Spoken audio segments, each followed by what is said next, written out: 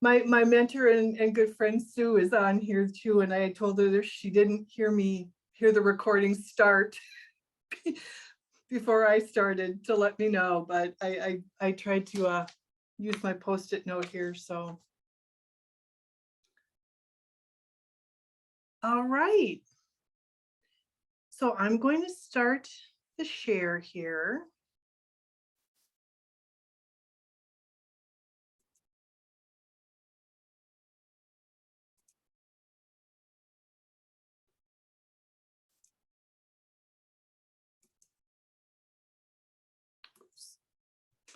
So welcome everybody to my little webinar here. Today we're going to talk about mindful presence with our pups. And I'd like to kind of expand that. Pups are dogs, definitely, but our horses, our cats, our canaries, our fish, our spouses, our family, our friends, mindful presence with everyone. Today, though, I'm concentrating on our pups because they're like our barometers for us. They're like our gauge, and they mirror us so well. So they are probably our very best indicator of how we are, and how we are affects how they are. So I just wanted to jump in today and just talk a little bit about this. So who am I? My name is Kathy Wolf, and I have a little business, Mosaic Dog Training. And I do have a Facebook presence, and I apologize. This was supposed to be put on my business page and shared to my personal page, but it got all mishiveled, and well, we're all here. So I'm really appreciative of that. I graduated from Catch Canine Trainers Academy, and I'm also a Control Unleashed certified instructor. Love Leslie McDivitt's pattern games. I graduated as an FDM, a family dog mediator, through Kim Brophy's course, Applied Ethology Legs course. And if I could take just a moment to plug her book, and this is backwards, Meet Your Dog. If you have a dog, if you know somebody who has a dog, if you're a dog canine professional, this book is amazing.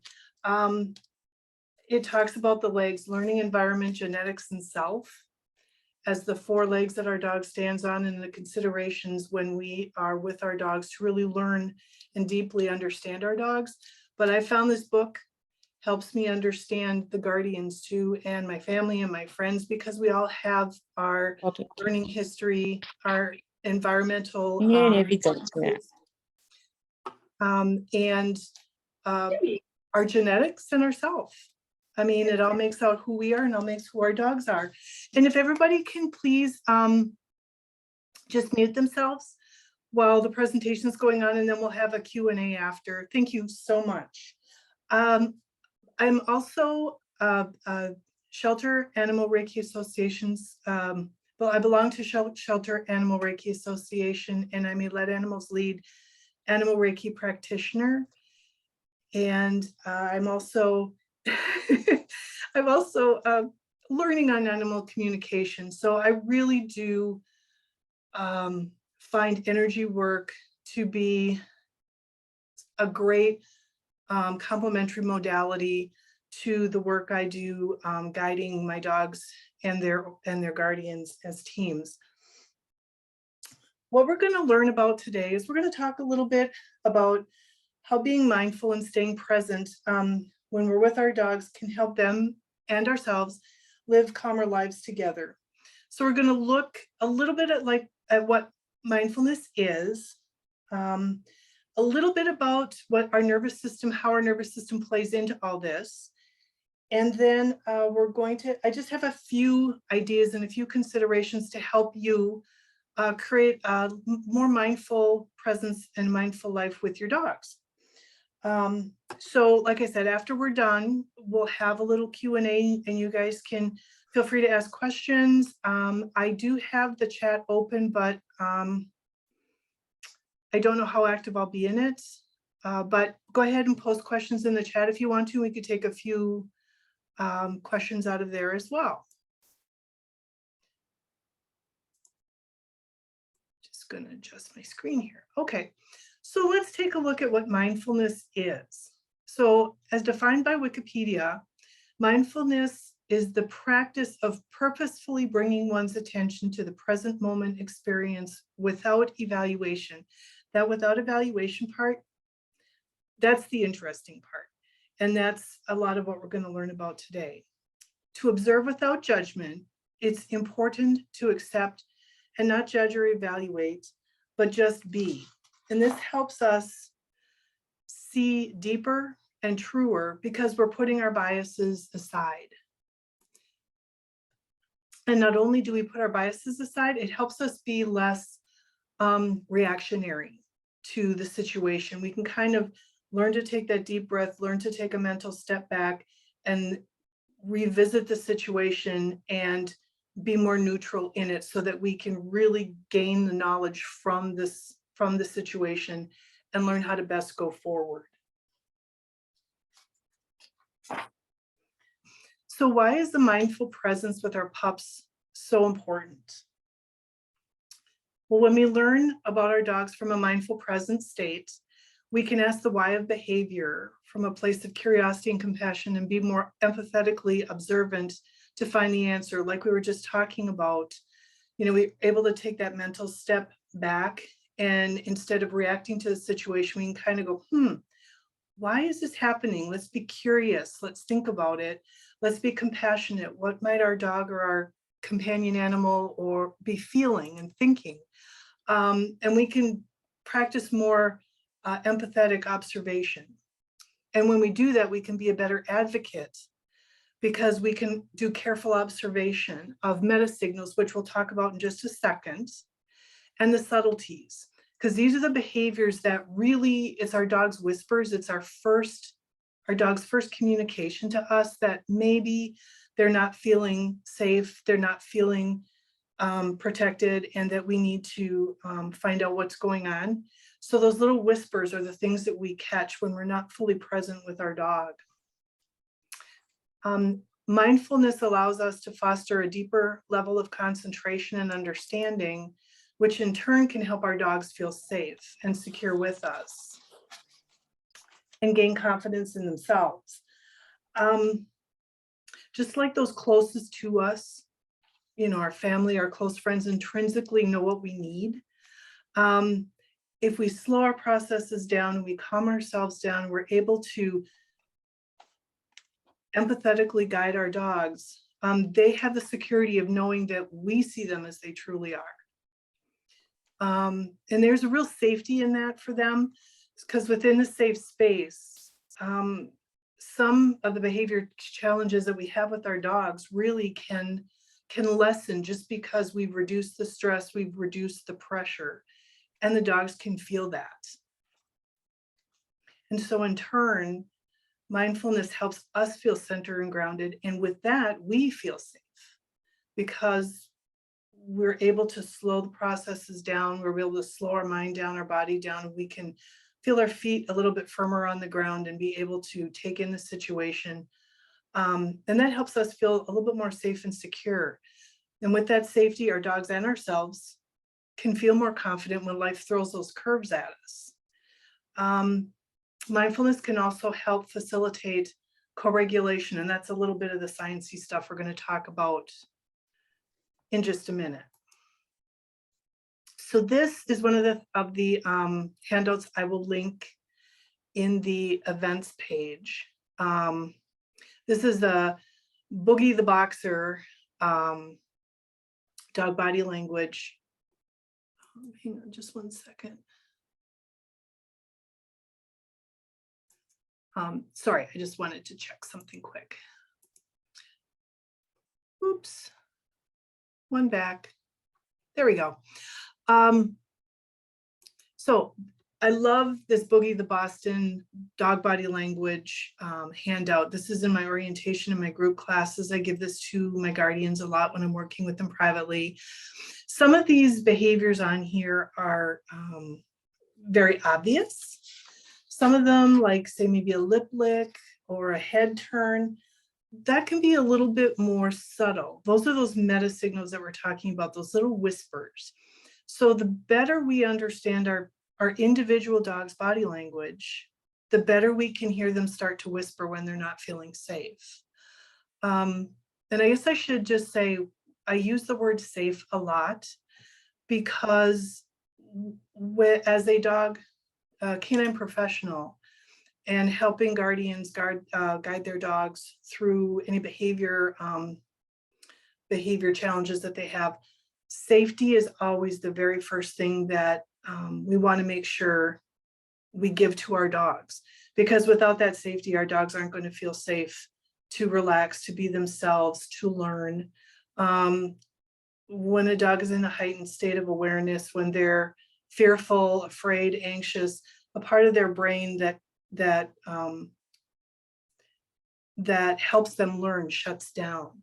So we have to read these whispers and keep our dogs feeling safe in order for them to learn. So that's why it's really important to learn our individual dog's body language. This is a really good handout. You can always go on YouTube and look up allergy season in Wisconsin, excuse me, and look up videos. And the more you learn, the better it will be for the communication for your dog to you. So right now we're going to go with a little science. And what does science have to do with mindfulness? So we have very complex nervous systems. They're ancient mechanisms that have helped keep us safe through the millennia. And even though we may not necessarily need them in the way we did back then, they're still very much alive and well today. I like to share this experience with as a really good human analogy of how that system works for us. I experienced a great example on an airboat tour in Florida. We were on this tour, it was great. The guide stopped the boat and said, do you feel like you're being watched? And I sure did. I didn't have to see the alligators in the water to know that they were there. My nervous system told me I was in danger of being a snack long before he even bothered to bring it up. It's kind of a prickly feeling. I share this experience with you because I want to help you understand that sensing danger is something that we don't always consciously realize. Our nervous system is primed to protect us.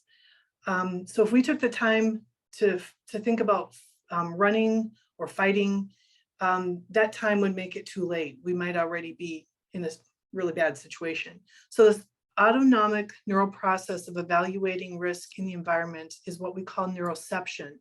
It's primal, it's automatic, and we don't have to think about it for this to happen. Our dogs are masters at responding to neuroception.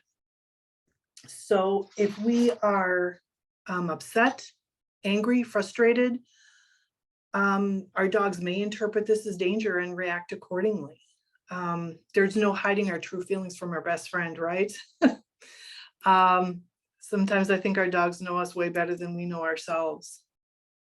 But this is why mindfulness is important, because through practicing mindfulness, we can help our dog feel safe by down-regulating or calm. I just got in. Oh, hi, Janice. Oh, I'll talk to you later. Sorry, I didn't. Yep, I didn't see the link for the Zoom, Kathy. Sorry, I'll unmute myself. Oh, I'm sorry.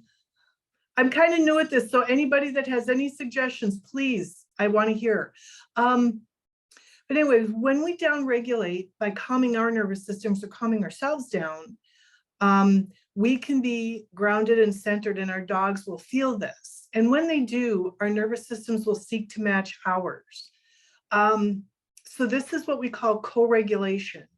Our nervous system, be they canine or human, communicate and regulate with each other all the time. And that's really important for us to understand that even though consciously we don't think it's happening, it really is.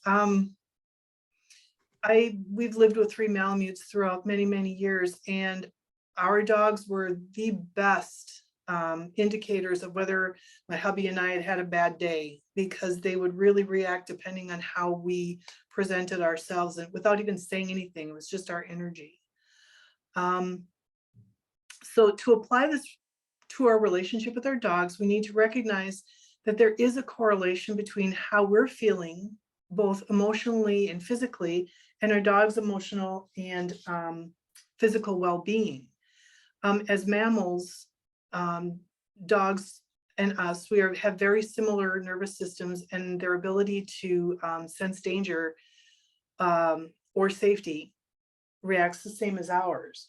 So when we think about that, and when we think back on situations with our dogs, they're misbehaving, or what we consider misbehaving can be a direct result to how we are behaving.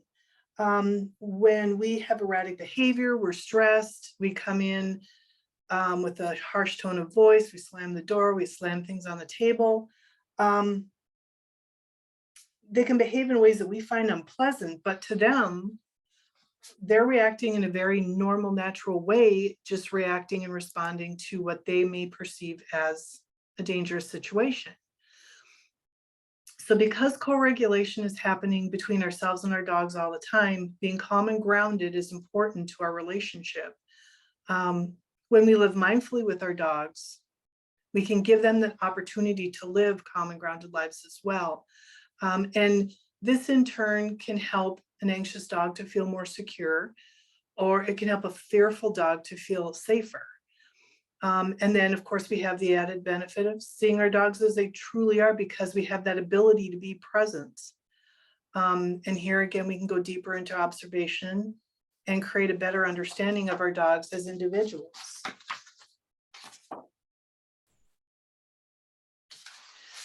Does anybody have any questions about this little sciencey part? I mean, you can unmute yourselves if you do, otherwise I'm just going to go on to the next section. Good. Okay. So how do we do this? How can we live in mindful presence with our pups? I just chose 3 considerations here. And once we go through this, I'm sure that there's lots of ways you'll see and create your own little mindfulness presence with your animal. But I chose to look at calming touch, mindful guidance, and how to create your own mindfulness meditation practice. So let's take a look first at calming touch. So with calming touch, consider what type of touch helps calm you. Massage anybody? Some of us like massage, some of us don't. And I would preface my next sentence to say, sometimes our dogs want to be touched and sometimes they don't. And when it comes to touch, we always want to ask permission, right? So we ask our dogs if they want to be touched.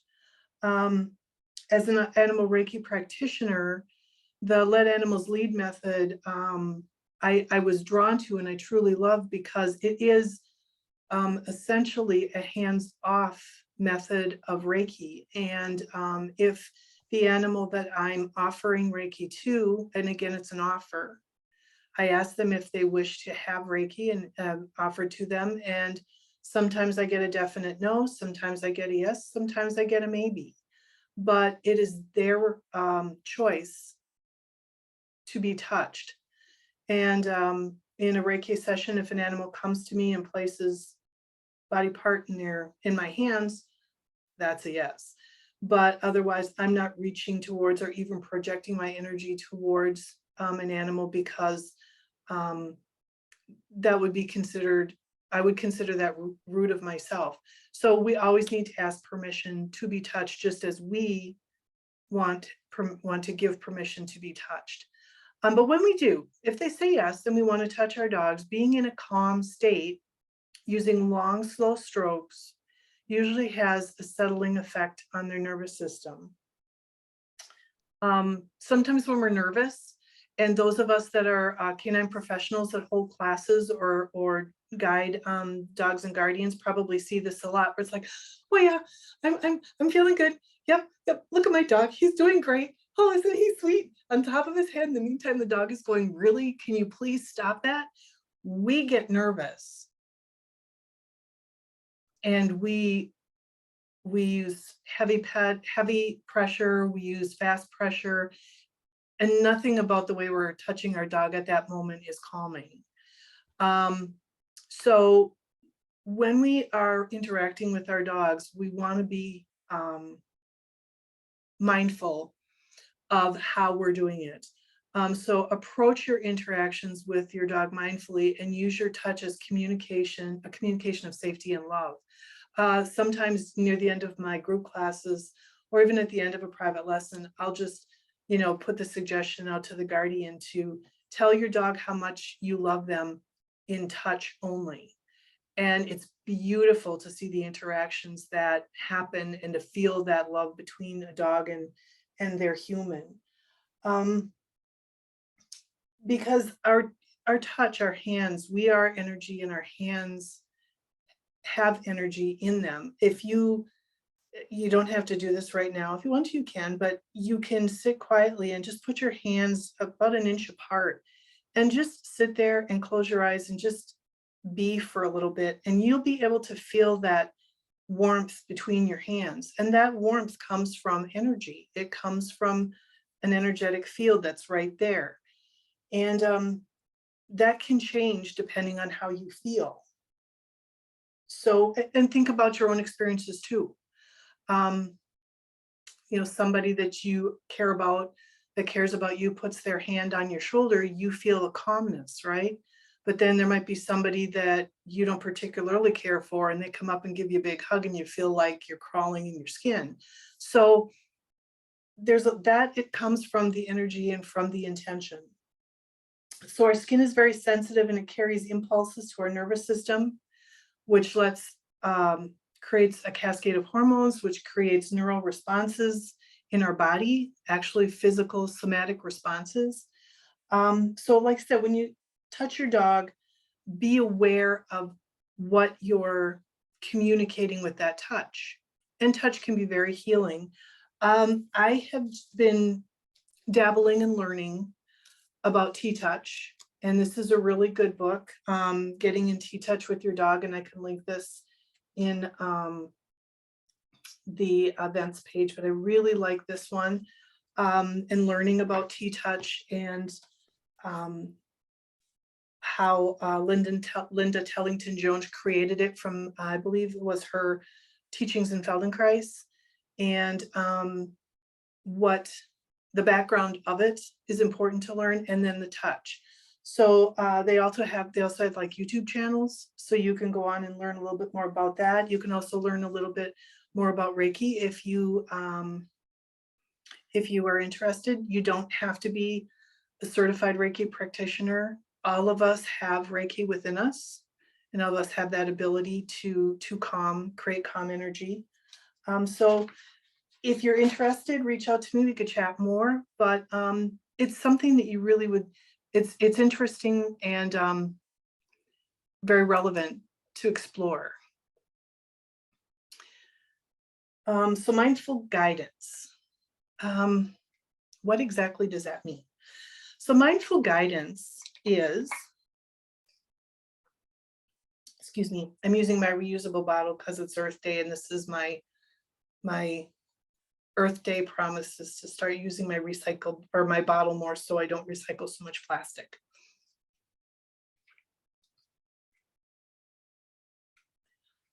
So mindful guidance is using the deep knowledge that we've learned about our dogs through being present to guide them in ways that will help them feel safe. So it lets them have choice. It creates boundaries of safety in their environment. So we don't ask them to do what they can't do or what they aren't ready for. And in the stillness and quiet of mindfulness, we can better think through supporting our dogs rather than reacting to them like we talked about before. We can take that breath, we can take that mental step back, we can take a look at everything and say, okay, now let's think about this and how can I best support my dog going forward to have them feel safe. So I'm a CCUI, as I mentioned, and that's a certified Control Unleashed instructor. I love Leslie McDivitt's Control Unleashed games. I find them to be very mindful for both us and for our dogs. So I wanted to just give you talk a little bit about the up-down pattern game. So pattern games help to create predictability, and predictability sets up sets up communication for us and our dogs. So predictability is important because it can help a dog feel more secure, because as they practice the pattern, they learn how the environment works for them. I always like to explain, use the analogy of learning a computer program for the first time. You know how we sit down and we learn a computer program and all of it gets wonky and we press the wrong button and we don't know how to come back from what we just did. And it can be really stressful.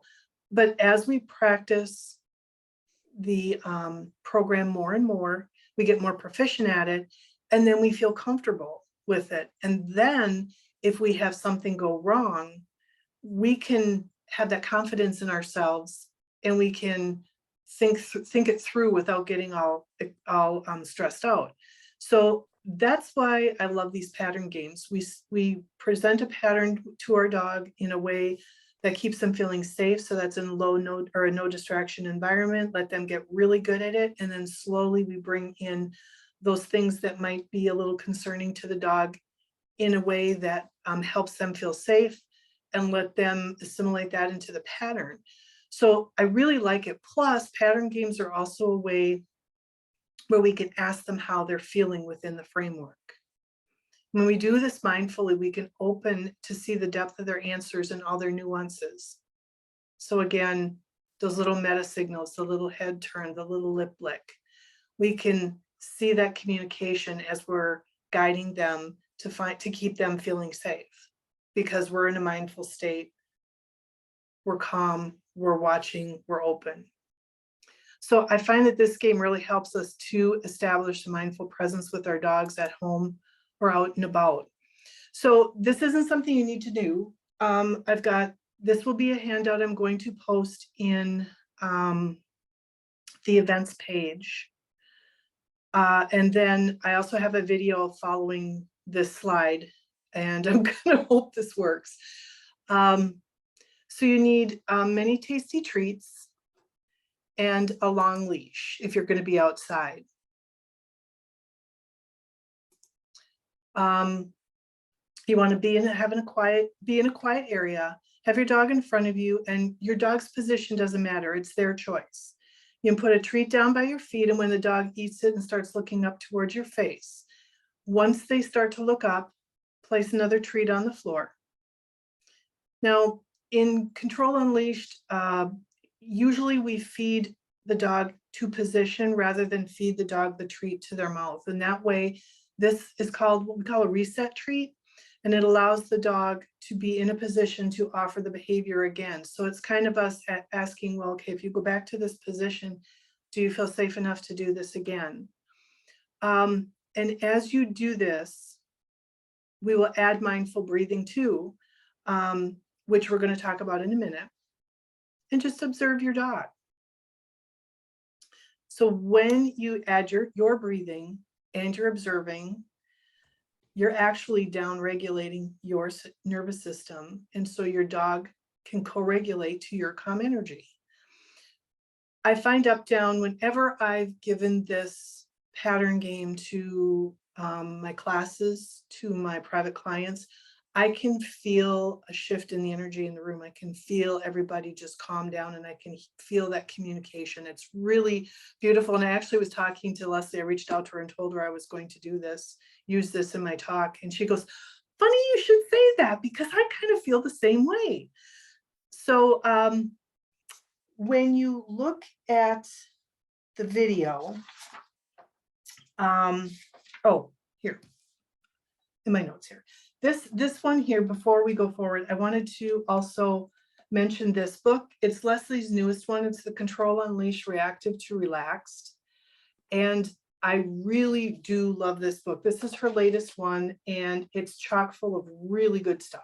They all are, but this one I think is especially good because she does pull in a little bit of mindfulness and a little bit more about the emotional side of learning. And so I'll link this one in as well, but it's a really great book. So when you take a look at this video, Cree and I are used to playing this game together. So he basically starts to relax right away. So you're going to see him in a laying down position. And that's fine. That's his choice. That's where he wants to be. That's okay. And there's not much volume or not much sound to this. I'm not really talking to him until the very end. He flops over, and then you'll see him take a nice big breath when he rolls over on his side. So let's take a little peek at this video.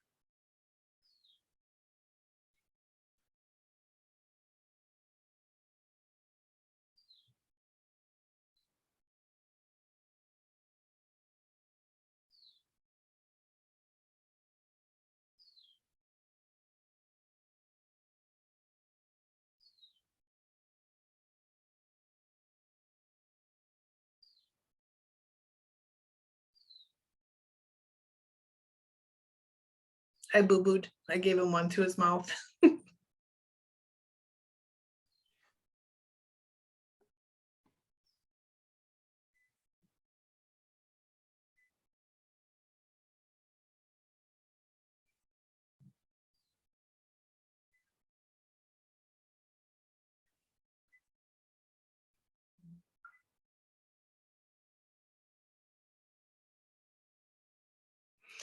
So Cree had that nice big deep breath at the end. Really relaxing breath. Does anybody have any questions about that?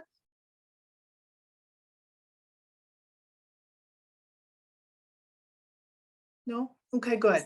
I have a question. Yes. Oh, hi, Sharon. Hi.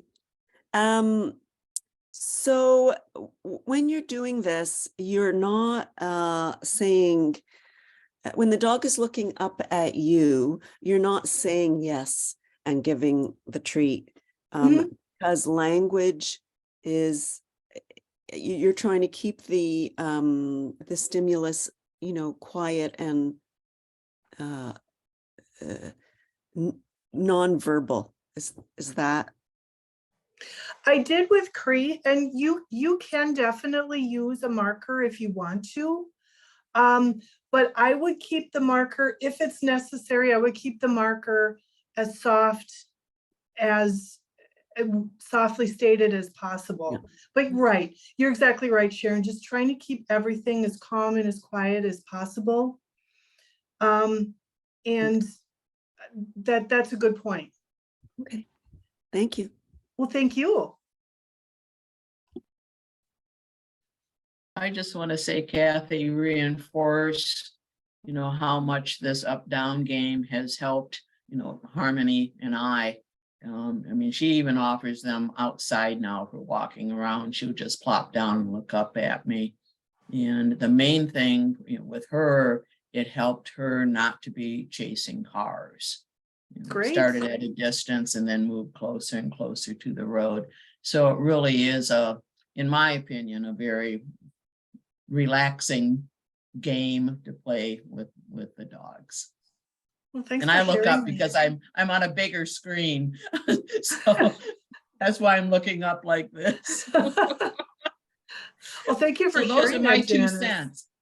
Well, thank Pardon? you. Really appreciate it. Absolutely. And it's interesting because it is such a simplistic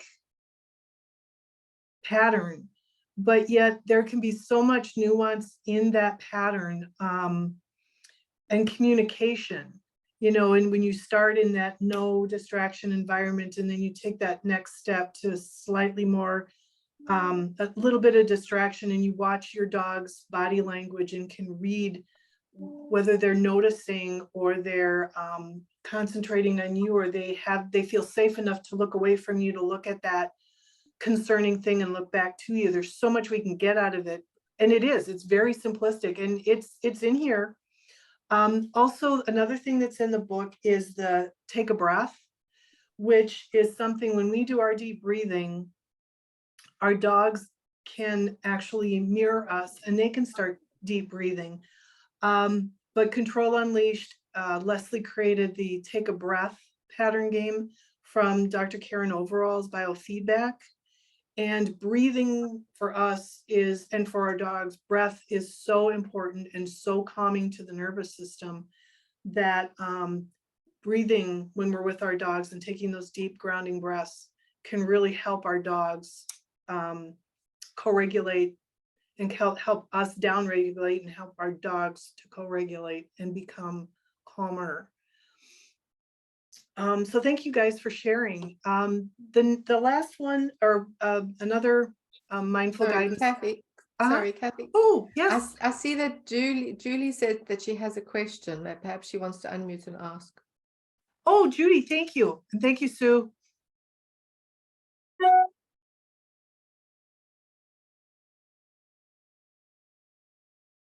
Are you there, Judy?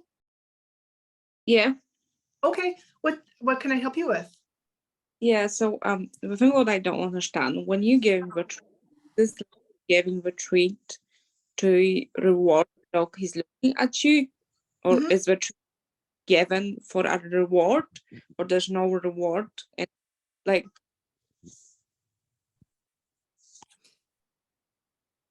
So I are you give, actually rewarding for something, or you not actually rewarding for something? You not like looking for something from the dog? so I'm looking for Cree to orient up towards me as a signal that he's able to look up and concentrate on me a little bit.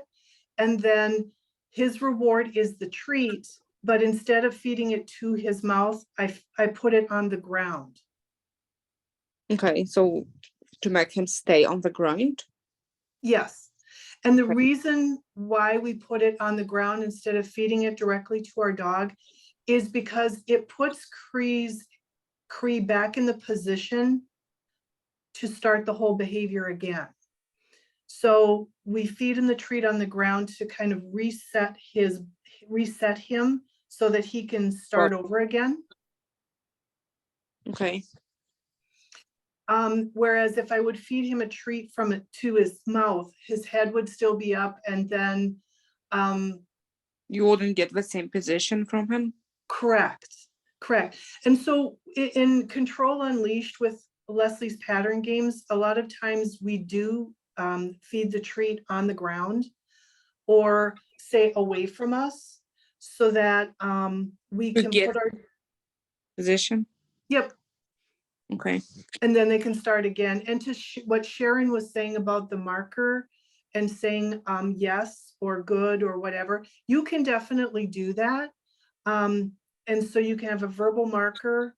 When the dog looks at you, you could say yes, and then bridge that treat to put that on the ground with your verbal marker. If your dog is used to doing that, you can definitely do that too. Okay, thank you. You're welcome. Thank you so much for asking that question. Really appreciate it. And thank you, Sue.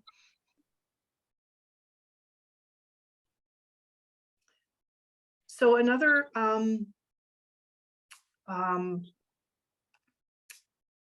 mindful guidance that I like is doing mindful walking. And this can be done in your home, in your yard, while you're out for a walk, hiking in nature, forest bathing. If you've ever heard of that, it's a great opportunity to share some really quality time with your dog. So there's a handout that I'm going to be linking in the events page from Thich Nhat Hanh, and he references mindful walking in that handout. But it's basically, mindful walking is moving awareness in the present moment. So as you walk or move about with your dog, you're practicing breathing and observing what is around you closely.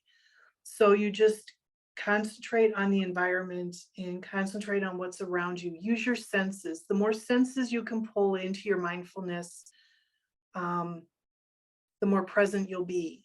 You know, what do you feel? What do you see? What do you hear? Smell. What does the forest smell like? What does, you know, the area you're in smell like? Does the air taste like something? I know in the spring, there's almost a taste to the air, but experience your environment as completely as your dog does. And this would be a really good time to let your dog lead. So when it's safe, have your dog on a long line so that they can have freedom of movement as much as they can for safety. And let them really experience their surroundings. I like to take along snacks, treats that I can eat as well as my dog can eat. And that way we can share together. We can take a moment to stand or sit and just have a little snack together, because I think sharing food is it's a very bonding, deep experience between us and our dogs. Go and investigate what your dog is focused on, you know, and make the walk a real experience. I mean, what are they sniffing at? You know, go over and look, and maybe, can you smell something? What do you see? What do you experience? So mindful walking is more about you being mindfully guided by your dog than the other way around, right? And we can learn a lot about our dogs from just observing them being who they are. And a little aside, I wanted to share, I did a lot of mindful walking with one of my Malamutes, Thunder, when he was reaching end of life. He had received a terminal diagnosis, and we were spending as much time as we could together. And I cherished our mindful walks because I still remember them. So they're a really good way to just really deeply share with your dog and carry your dog with you wherever you go.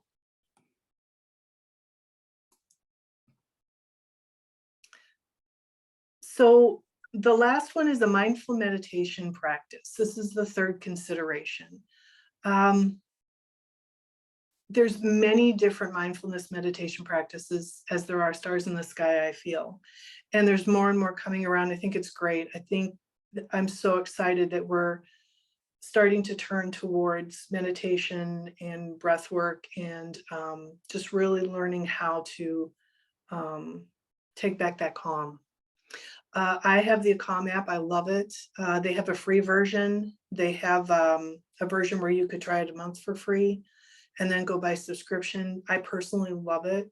They have a lot of little courses in there too, as well as daily calms, lots of meditation information. There's books, there's YouTubes, there's classes. I think the most important thing for mindfulness meditation practice is to find your personal style. Excuse me. And I think the personal style is the key to the lifelong practice. So look around and see what speaks to your soul. But at the heart of a mindfulness meditation practice, we learn how to recognize our thoughts and release them without judgment.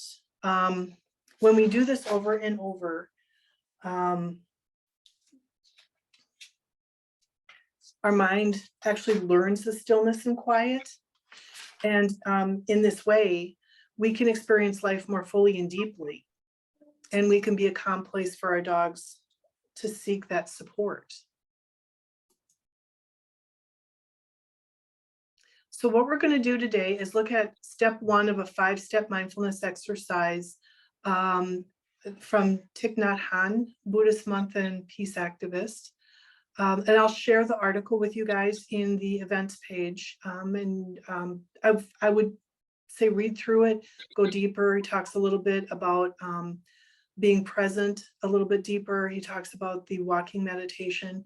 But his first step in this 5-step mindfulness exercise is mindful breathing.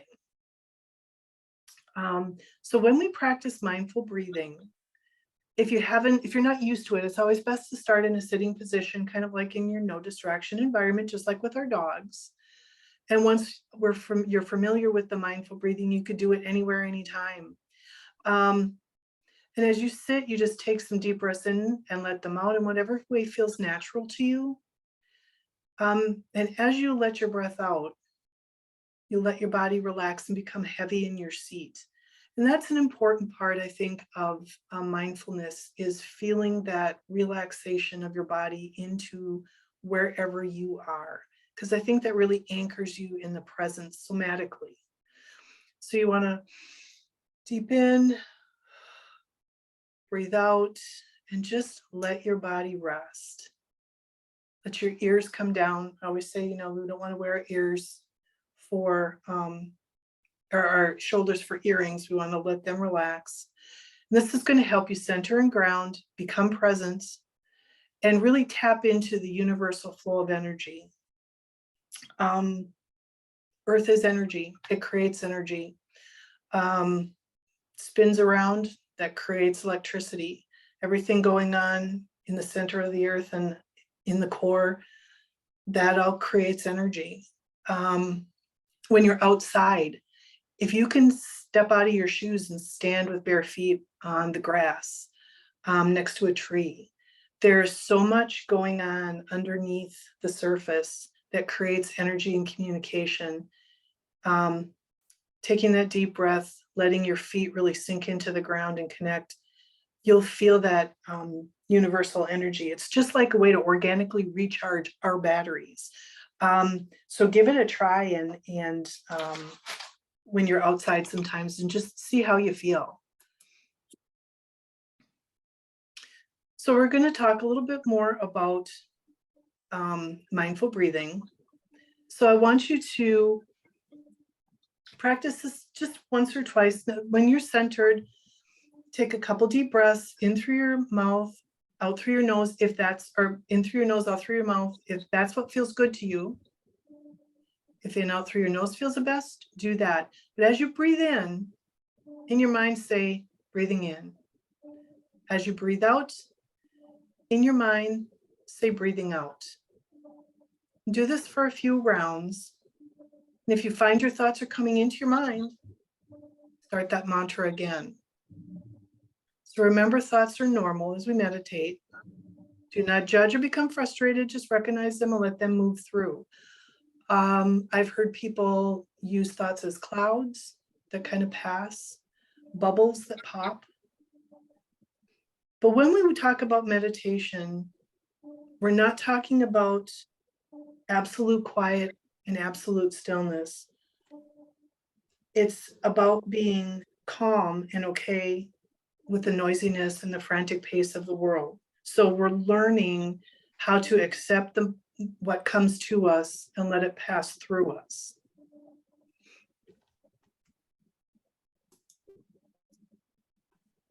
So why don't we practice, take 6 minutes of our day, and we're going to just practice being mindful and mindful meditation, breathing in and breathing out in the way that is most comfortable to you. And if you notice your mind starts to wander, breathe in, say breathing in your mind. Breathe out, say breathing out in your mind. Keep that mantra up for a few rounds, and then let your body and your mind relax again. And don't fight or don't push away any of your thoughts. Say, oh yeah, there's a thought there, and just let it move through. An interesting thing is you may find your companion will join you. You may find your companion will not. You may find your companion dog will, or cat will be laying in the other room and be flat on their side or not. When we do this, we're always projecting our energy all around us all the time. And sometimes our animals will come in and join us. Sometimes they'll be in another room. Sometimes they'll be in another realm. Energy doesn't have boundaries. It flows and goes. So don't worry about whether or not your companion animal is benefiting from your mindful meditation practice. Just know that they are. So again, breathing in, say I'm breathing in, breathe out, I'm breathing out. I'm going to start this little 6-minute video, Heart to Heart with Wildegard by Susan Lincoln and Craig Twingate. And I will link this to in the events page because I love this. I love this song. So let's take 6 minutes and meditate.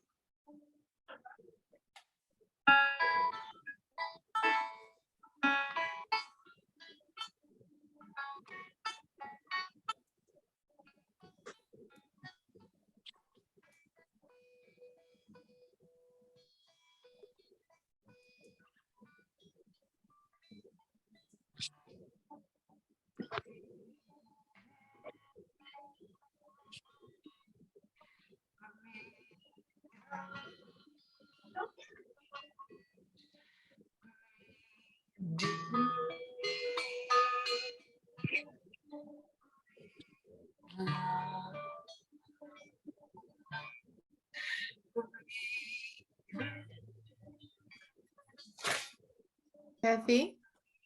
Sorry, it's Sue here.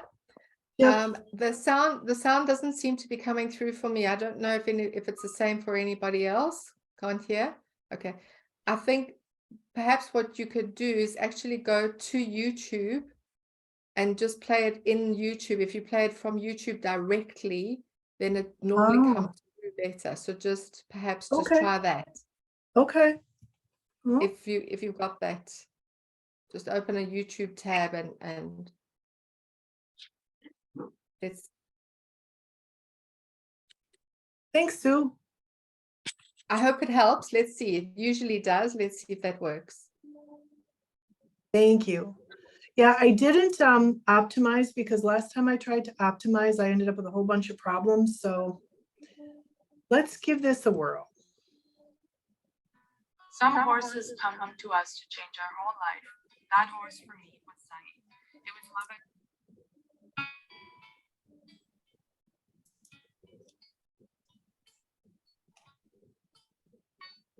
Does that work? Sound is still pretty bad. One last thing you can try is when you do share screen, there should be a prompt. If you just click on the bottom green button, share screen, and then there should be something at the bottom of that little screen that says share sound. Okay. Yep. So that should help. Yep.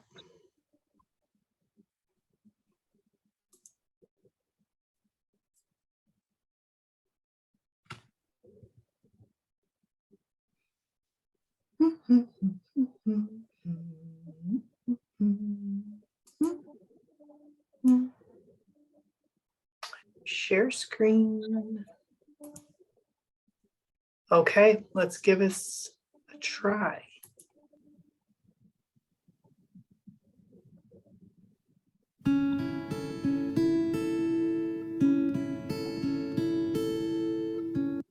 That's it. Good, Kathy. Okay.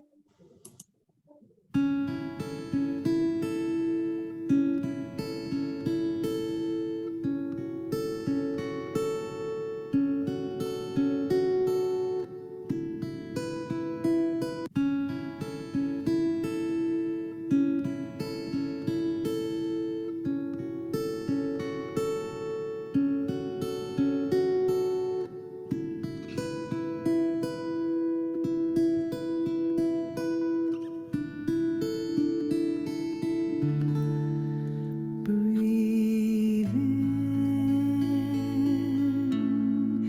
breathe out, breathe deep, breathe love, breathe in, breathe out. Breathe deep, breathe love, breathe in,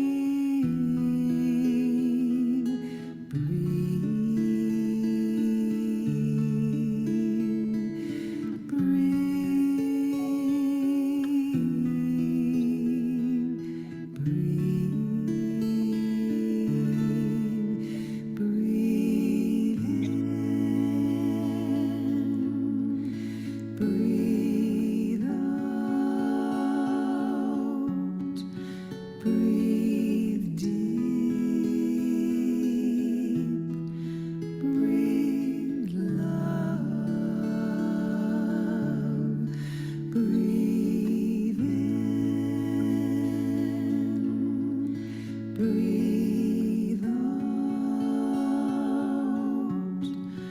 breathe deep, breathe love, breathe,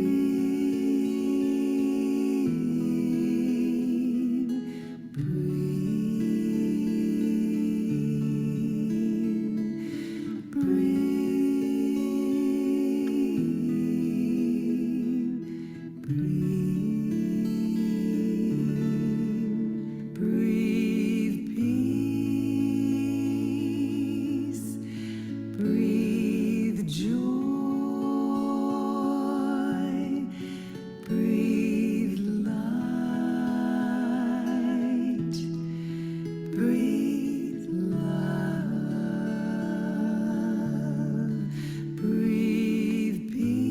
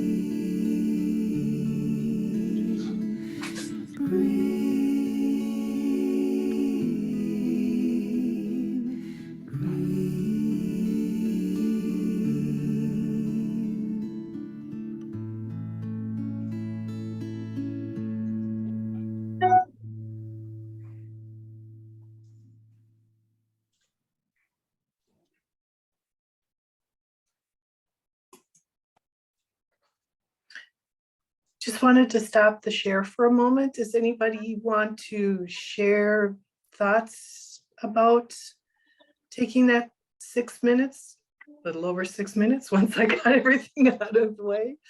How did it feel? Did you notice if you have dogs in the area, how they reacted?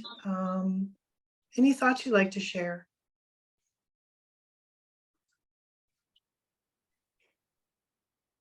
No? Good. All right. Well, I'm just going to finish up here. We're almost done. I'm just going to reshare my screen.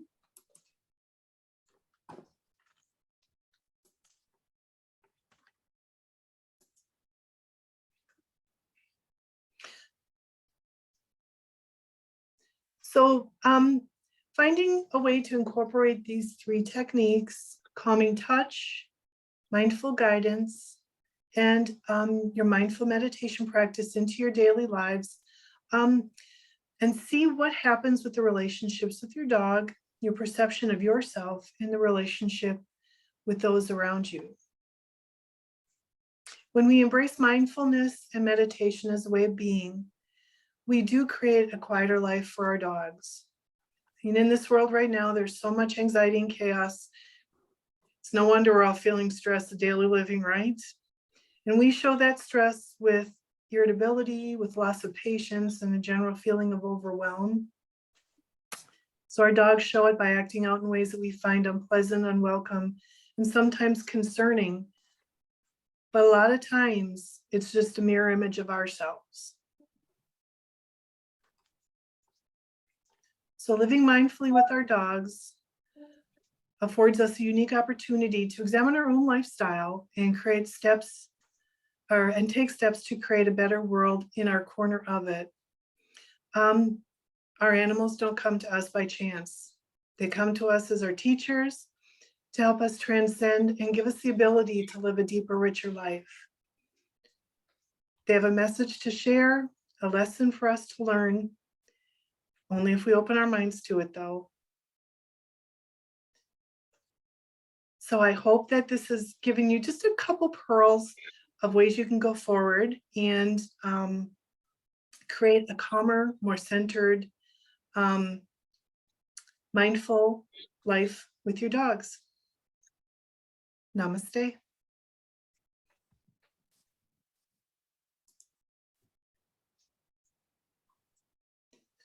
Thank you, Kathy. Thank you, Kathy. That was lovely. Thank you. I really appreciate everybody being here. Does anybody have any thoughts, questions? I do see Julie did say yes. Most of us who practice can do long distance Reiki. Yes, I love long distance Reiki. I You'll think be it's hearing from me then.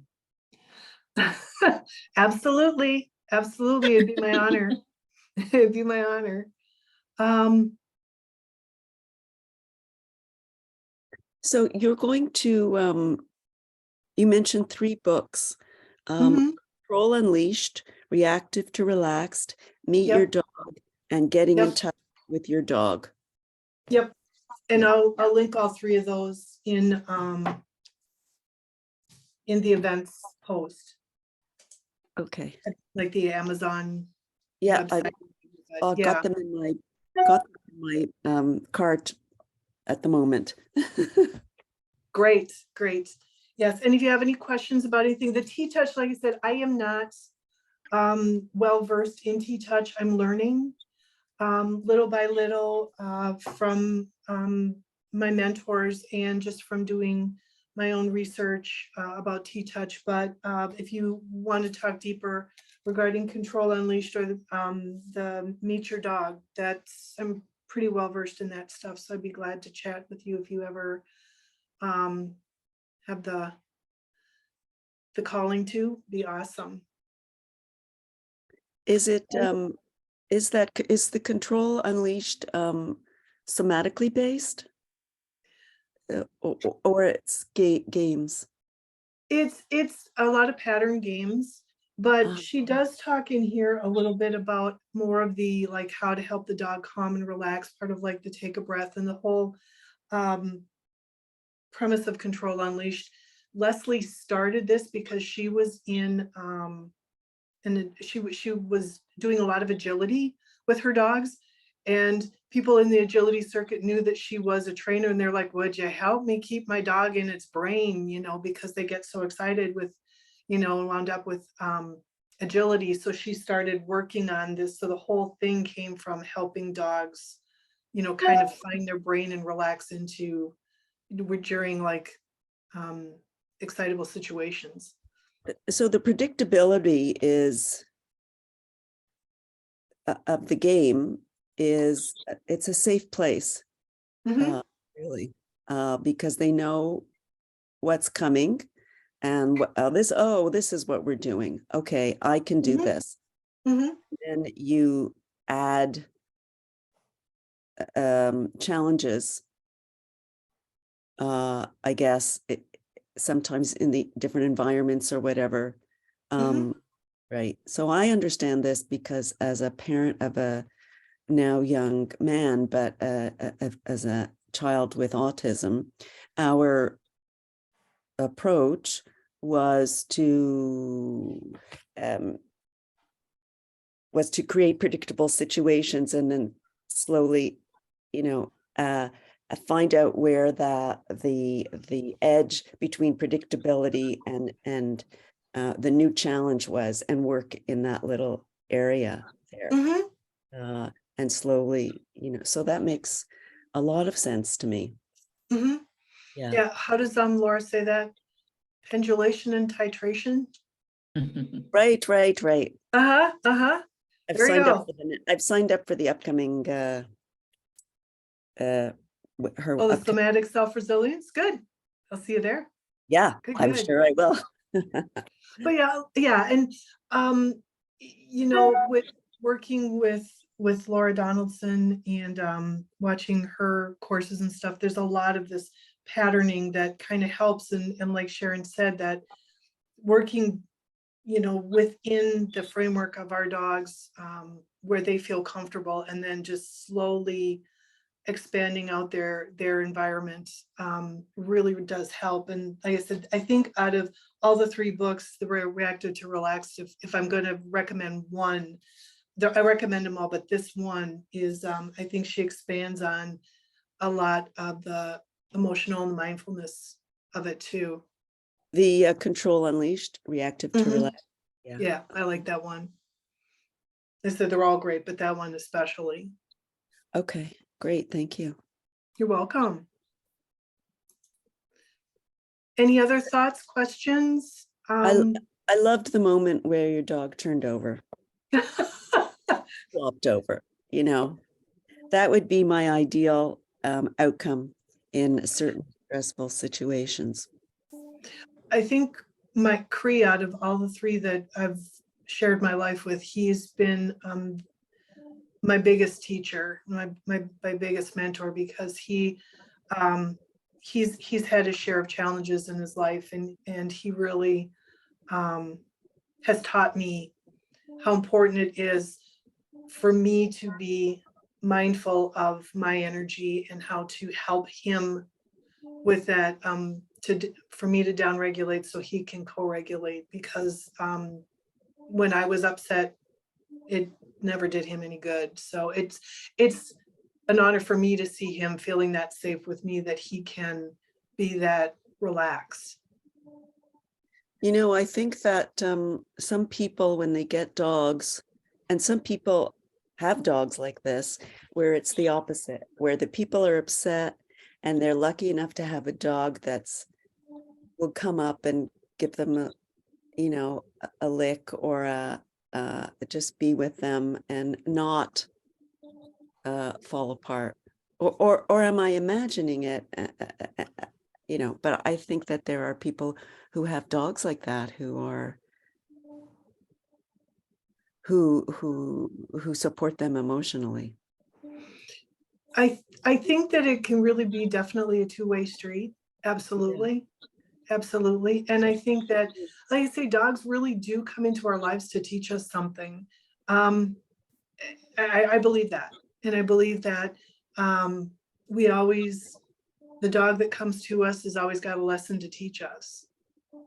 You know, and I think that through our relationships with our animals, be it dogs, be it cats, be it birds, I think through our relationship with animals, I think this is an opportunity for us to start swinging back to a more organic way of life if we really listen to their lessons and learn from them. I think we can, they can help us kind of swing out of some of this stress and constant trigger stacking that we're living in now.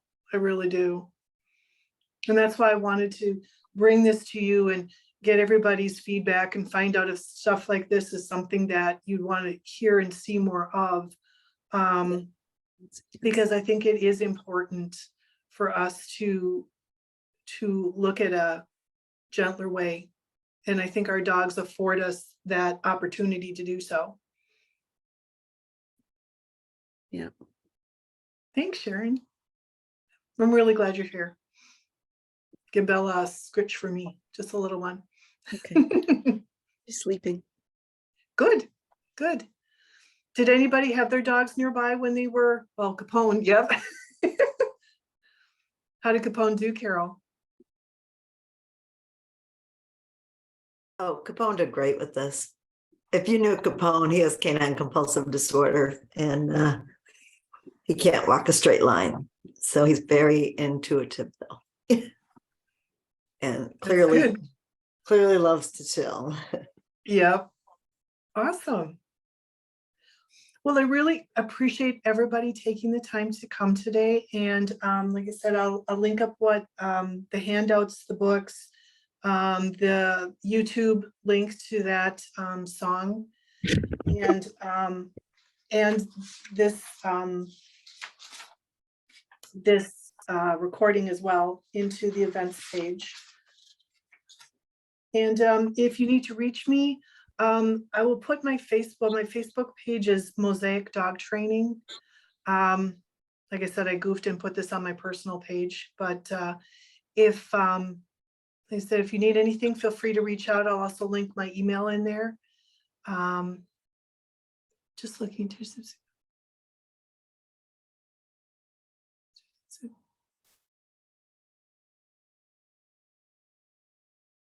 oh, I'm glad this helped a little bit for you, Tajay. I'm glad you're here. So reach out and everybody have a wonderful rest of the day, wonderful weekend. And truly appreciate you all for being here. Appreciate you, Namaste. Kathy. Thank you. You have a good weekend, everybody.